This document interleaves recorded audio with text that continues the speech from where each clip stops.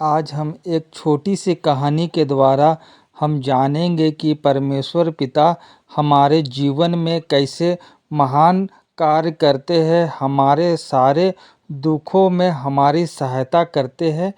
एक बार एक विधवा जिसके पति की मृत्यु हो गई थी, सभी प्रक्रियाओं को समाप्त कर चुकी थी।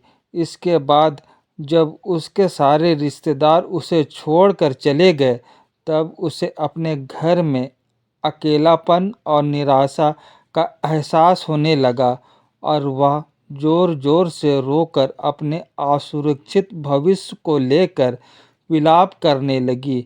अगले ही क्षण वह अपने कमरे में गई और अपने हृदय को परमेश्वर के चरणों में उंडेल दिया और परमेश्वर को उसके आंसू देखकर उस पर दया आ गई।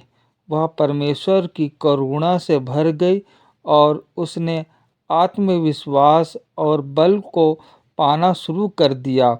उसी क्षण से वह यह जान गई कि परमेश्वर ही उसके और बच्चों के भविष्य की देखभाल करेगा। उसका हृदय एक अद्भुत शांति से भर गया। दिन बीतते गए और परमेश्वर ने उसके बच्चों को आज्ञाकारी, मदद और परिश्रम करने वाला हृदय दिया। तब यह स्त्री सच्ची प्रार्थनाओं के साथ जो कुछ भी करती थी, परमेश्वर का हाथ उस पर बना रहता था।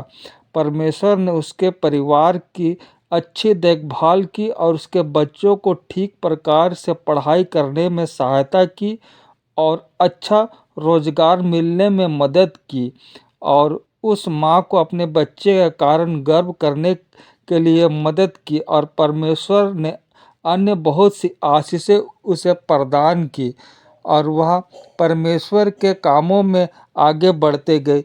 इसलिए हम जानते हैं कि परमेश्वर के कार्य करने से हमें हमेशा उन्नति मिलती है। परमेश्वर किसी को भी नहीं त्यागता है, बल्कि परमेश्वर हर कार्य में हमेशा साथ में लेकर के चलता है।